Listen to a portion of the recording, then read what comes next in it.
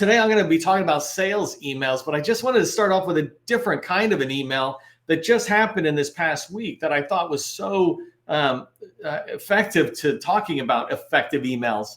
And this is around one of my customers who was dealing with a very tough billing situation. They had many outstanding invoices with a customer of theirs, and they were kind of getting this nice runaround, meaning the people they were talking to at the levels they were talking to were nice, but they were basically gatekeepers. They couldn't see past the limitations that they felt were in place, that they couldn't resolve the problem. And so with my customer, I helped them just do two main things. One is identify the right people to talk to, and that's an important thing as it relates to today's training. You want to make sure you're emailing the right people to get what you want. You can't want something and then email the wrong person or the person who can't give you what you want. So the first thing that we did was identify the right person. And then the next thing we did is help them write a concise email that went directly to the point. And I'll talk more about this in the training, but the idea is to get rid of all the emotions, all the fluff that might be around, outstanding invoices, which is the one we're talking about, and just drive to the problem. We have all these outstanding invoices that have not been paid. We need your help. And the right person was like the head of contracting or something. Within the same day, they got a positive result and moved all this activity forward.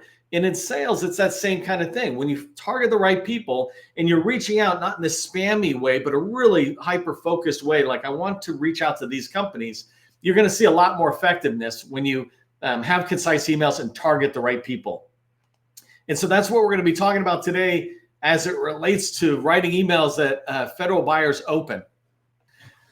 In today's training, we're going to be talking about how to write emails that federal buyers open. And the way I'm going to cover down in today's training session is, first, I just want to remind us about the purpose of an email. I like talking about purpose because I teach process all the time, and everything that we do has a purpose. And sometimes we don't focus on what the purpose is, and we give something like an email too many purposes, and then they can't get the job done for us. And when we focus on the purpose, we really get the results we want.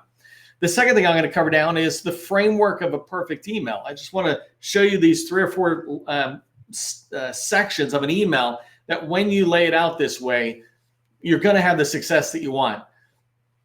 The next thing I'm going to cover down on, the next 2 things are real world examples. So first, how to get your email noticed, and spoiler alert, that's the subject line, right? In an inbox, you need to differentiate yourself from all the other emails that are in the inbox.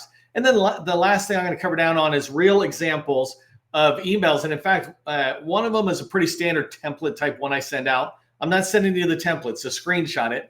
And then the second one is a real example that we've sent in the last week with a customer that so far has had 100% open rate. Not just open rate, response rate, right? So it's done a really good job. And I want to show those at the end to you and give you the rationale I followed when I'm in there. If you don't know who I am, my name is Neil McDonnell. I am the president of the GovCon Chamber of Commerce, and I want to welcome you to my federal sales training, where I provide tips for success in the federal market. I spent 20 years in the federal market as a small business owner, and since 2018, I've been teaching people like you that government contracting is not a secret. It's just a process. When we follow a process A to Z, we're going to have repeatable, predictable results. That's what I want for you, and that's what this training on emails is going to get for you. Repeatable, predictable results. You're not going to have 100% open rate or return, scheduling meeting rate kind of thing, but you'll have a predictable number of people who respond to your emails. And so you'll have that kind of success, and you'll have a repeatable process you can follow. If you haven't done so already, subscribe to the Government Contracting Success newsletter. This is my newsletter for all things government contracting sales. We have some things that seem a little bit on the edge of sales, but it's all related to sales, because even that is information about an agency and how you can succeed. Join almost 17,000 subscribers in here. It's the largest government contracting newsletter out there, and I'd love to have you be part of it. It's where we share a lot of good information. The last thing is I just wanted to mention again, thank you first off to the 200 people who registered for today's training. When you do that, it's a very simple thank you to us. We appreciate it. It also increases everybody's ability to network with each other. If you don't know this, I'll do a separate training on how to do this. But when you go into my training and register to attend, then you can connect freely with all those people who are also here. And so you just send them a message saying, hey, saw you in Neil's training. Love to connect if that makes sense to you. The second thing is when you register for training, LinkedIn pushes it out and it grows our overall community, not just my network, but your network. You are in your network. This is yours and my community. And so when you register for training, you're helping me grow it. Okay, so let's get rocking and rolling with starting by talking about the purpose of an email. I like to have one purpose for everything out there. So for example, here, the purpose of an email is to get one thing done from somebody else. I'm sending the email to another person. I want something done. So I like to say it's to get one thing. There's a great book out there called The One Thing, and they look at it from a strategic standpoint. If you're going to do something this month, what is the one thing that really matters? Well, if I send an email, what's the one thing I want from the person who's going to receive it? Do I want a meeting, or am I looking to an answer? Like, for example, if I'm in business development and I'm trying to build new relationships, I want a meeting, an introduction meeting. If I'm in capture or doing activities like that, where I'm really trying to do research as well, then I might be looking for an answer. I might be looking for a copy of the previous PWS or an org chart, whatever. So make sure you understand that there's one thing that you're looking for when you're sending out an email. That's the purpose of that email. The next thing I really want you to pay attention to, the next two bullets are about what not to do. And this is very important. You're not to inform or educate anybody. When you send an email, sometimes people have this urge to give more information to rationalize why that person should meet with you. That's that third bullet, right? You're not trying to convince them to respond to you. You just want to send that one thing with the ask, and I'll talk about that in a minute, that they say yes or no to. That's all you're trying to do. You're not trying to teach them about your company. You're not trying to say, hey, we do this and this and this. We've done it this agency, everywhere else. You just want to do enough information, enough words in the email that you get the yes or no that you're looking for. In the fourth bullet, I talk about you want to target people who believe what you believe. This is a great line. You want to target people who believe what you believe, not find people and try to convince them to believe what you believe. It is way harder to do that. There's this bell curve that I show often, and maybe I'll show it at the end of the slides, but the bell curve talks about how many people out of 100 are going to get back to you if you try to do anything. So if I try to schedule a meeting, generally 16 out of 100 people will say yes. And then 84 will say no, right? If I try to sell iPhones and I'm Apple, 16 people are going to buy it right away. The other ones will wait. And so you really need to understand that. And those 16 people believe that the iPhone is the best. Those 16 people will believe that either your company's skill is the best and they're looking to talk with you about it, or they believe what I believe, which is networking is never a bad idea, right? And so they'll be like, no, it sounds good. And I'll show you how I'm targeting the people who are most likely to believe what I believe. And the last thing, just remember the first thing, right? Focus on one thing. When you send an email, the purpose of the email should be clear to you. What do you want? And it should be clear to them through the email that you're sending. I want this one thing. Will you give it to me? Their answer should be yes or no or Sally, right? Sally is always, you need to talk to this other person. But it should not be hard for them to figure out your purpose.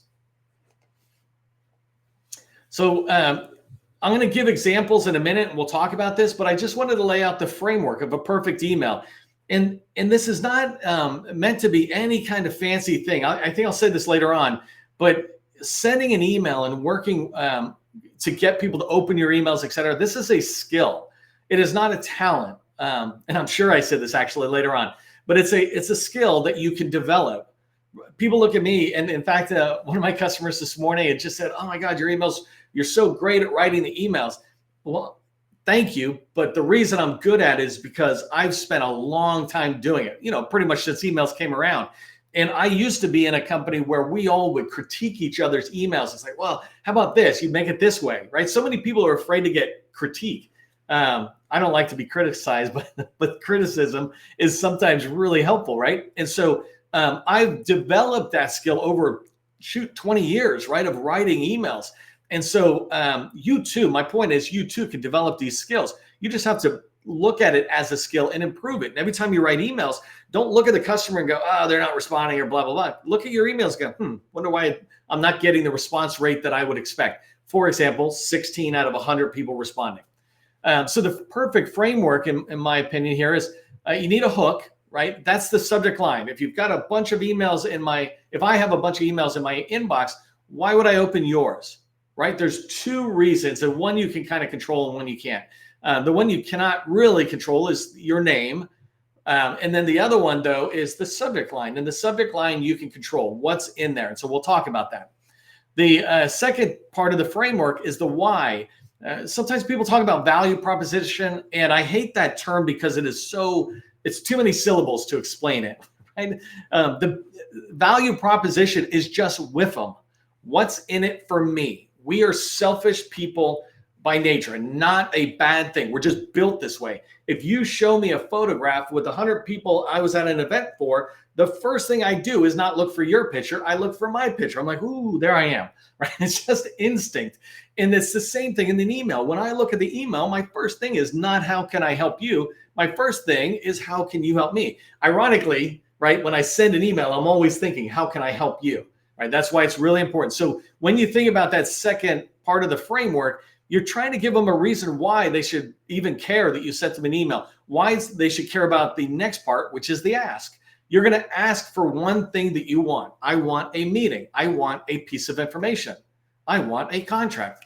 Might be harder with the contract, right?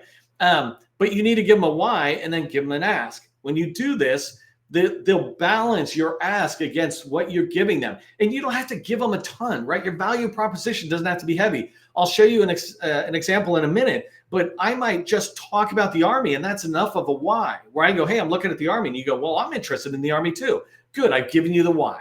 We're both looking at the Army.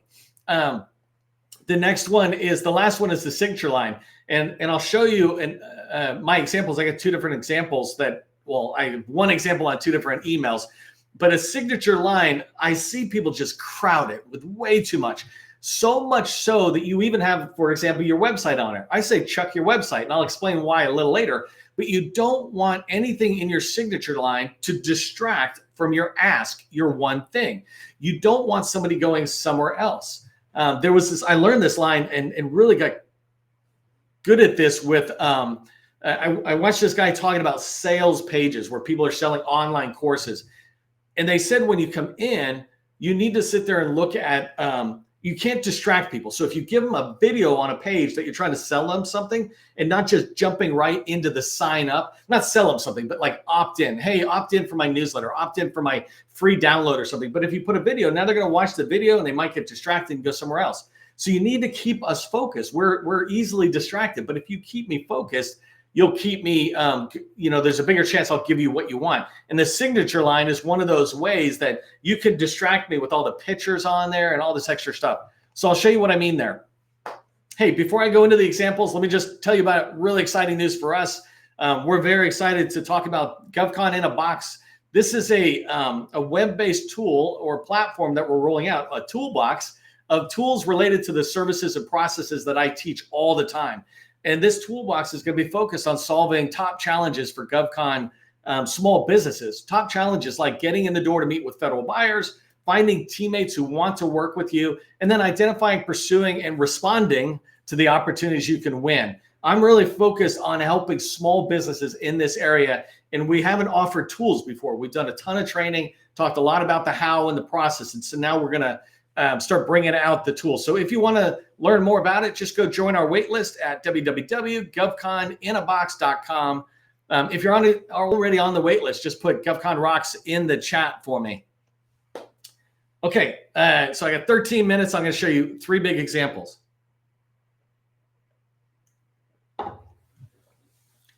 First thing is subject lines that get you noticed. I talked about how the email inboxes are really crowded, right? And we need to make sure it's easy for people to see your email and decide to open it. So the purpose of the subject line is to just catch their attention. Nothing, I sometimes describe it as clickbait, right? Clickbait is not a bad thing. It's bait to make me click on the email to open it up, or bait to make me click on an ad and look at it. Clickbait that goes somewhere else, right, is a wrong thing. If I say, I want to give you process tips for federal sales success, and then when you click on it, it says, buy my product, right? That's not good clickbait. And so you want to have clickbait, but it's like car sales. Car sales is not bad. Unethical car sales is bad. So anyways, in a subject line, we're trying to catch their attention. I already talked about this as a skill, not a talent. Even writing these these lines, you'll be able to practice it. People use fancy terms like A/B testing, but don't get caught up with this. Just try a line for a week and see if it's working, maybe 2 weeks. And then if it's not, tweaking, go, is it too long? I have it here that you want it to be 50 characters or less. This is just a rough industry standard because on a phone, 50 characters is about where it begins to get caught off. But what I have found is that phone thing is also good for just the concise message. I'm forcing myself to stay within 50 characters. How do I convince you to open my email in 50 characters? You just got to get a little creative with it. And like I said, keep trying it. I'll give you a couple examples in a minute. Actually, I'll give you examples right here. So here's a couple of examples around 2 different topics, right? I said, get a meeting or get an answer. Intro meeting examples might be that I'm trying to get into an agency. And I do this one all the time with our customers in our workshop when we're doing targeting and then outreach. And that basically is calling 100 people or emailing 100 people. So I might have a subject line that says intro meeting about HUD. That's all I need. And I could try to get fancier, right? Intro meeting about Army and FY24 and blah, blah, blah. I can keep getting too far. But really, intro meeting about HUD communicates all I need to communicate for the person who believes what I believe to click on it.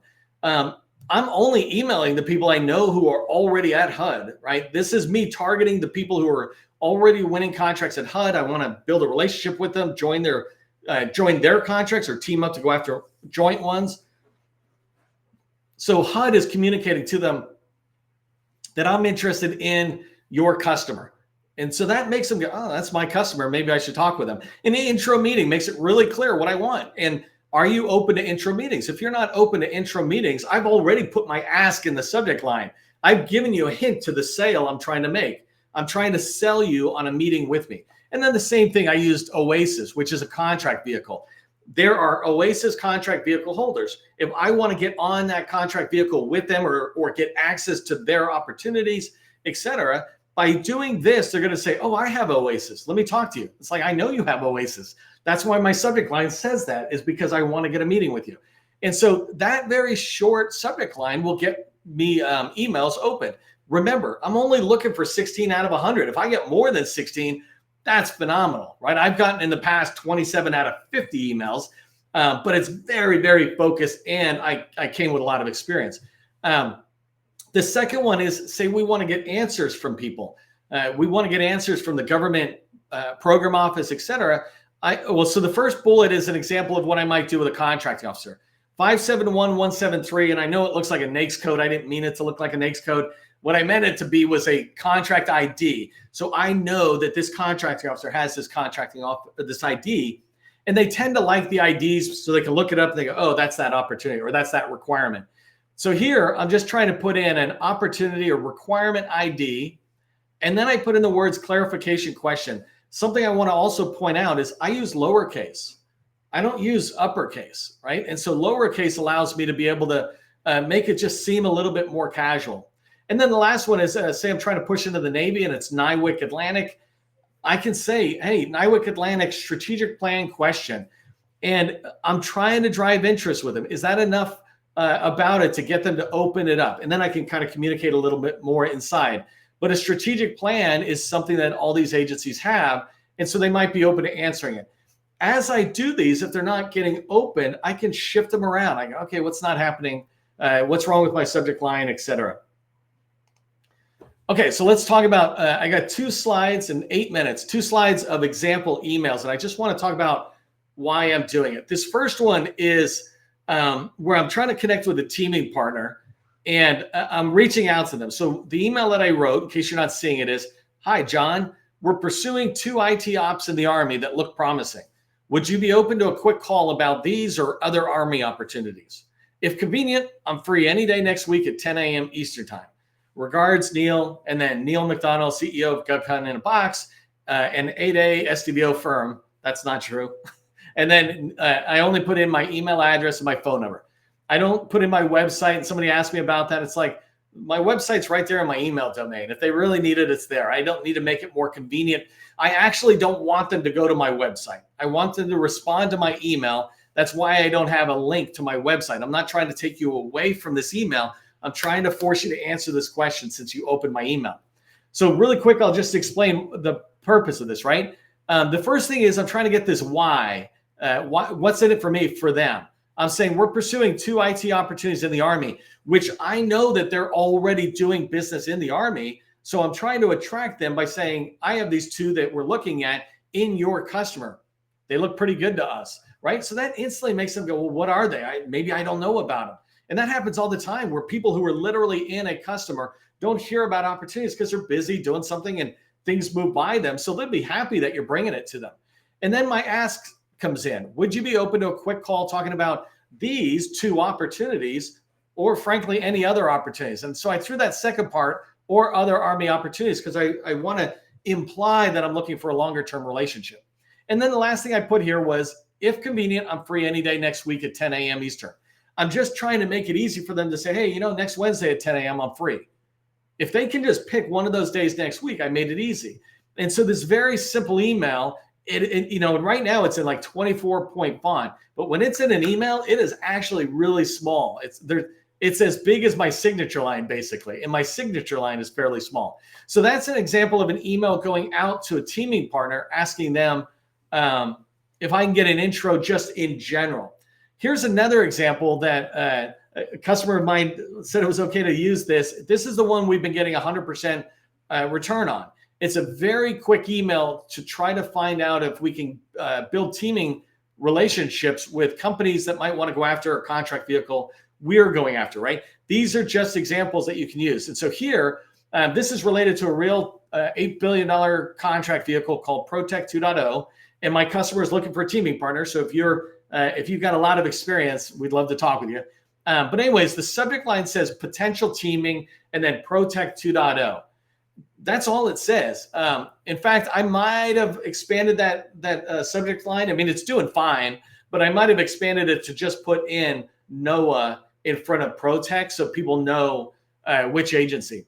But then I wrote, hi, John. ABC is doing capture on NOAA's $8 billion vehicle called ProTech 2.0 that's dropping later this year. We're finalizing our team. Is this an opportunity you'd be interested in discussing? If yes, love to jump on a call in the next few days. Regards, Neil, signature line. And so the reason I did this, first off, I'm pointing out, I almost never use last names. I always use first names. Somebody asked me last week, they're like, I noticed you did that. We always use last names. You're always using first names. I don't actually want to work with anybody who makes me have to be on a last name basis with them. I don't mind, the president of the United States, Mr. President, Mrs. President, whatever, right? I don't mind a title related to the office. But for the rest of us who are in business together, including the government, if we're not on first name basis, then we're not working together. And so I really don't want that relationship. I want it where somebody's like, oh, no, it's Neil, it's Sally, whatever. That's a personal thing. I'm just telling you. So I write the first thing. ABC is doing capture on an $8 billion vehicle that's called ProTech that's dropping later this year. I'm giving them the why, and I'm trying to give them the value prop. Are you interested in this thing? At the same time, I'm putting some of that into the next sentence, which is, we're finalizing our team. Is this an opportunity you'd be interested in discussing? And this is getting them looking at this, am I interested in NOAA? Am I interested in this contract vehicle? I could have explained what ProTech was. I could have talked about the task areas. None of that matters. What I'm trying to find is somebody who's always interested in just figuring it out. They can look themselves and figure out what ProTech is. Really, one of the people who just responded this morning to my customer, which is convenient, they were like, oh yeah, we looked at it last year. We are interested. We just decided not to prime it, but we'd love to be on a team. It was really ideal, right? Well, my customer didn't need an email that said a ton of stuff. They just needed to wake that other person up to the opportunity and give them a chance to say yes or no. So anyways, really quick emails there. Here's what I want you to remember from today's training. First thing, most importantly, is that email writing is a skill, right? We talk about process, but process is made up of a bunch of different skills. And email writing is a skill that you can develop. If you just take time to get it out there and see what happens, you'll do good. The second thing is, when you send an email, ask yourself, would I open this email?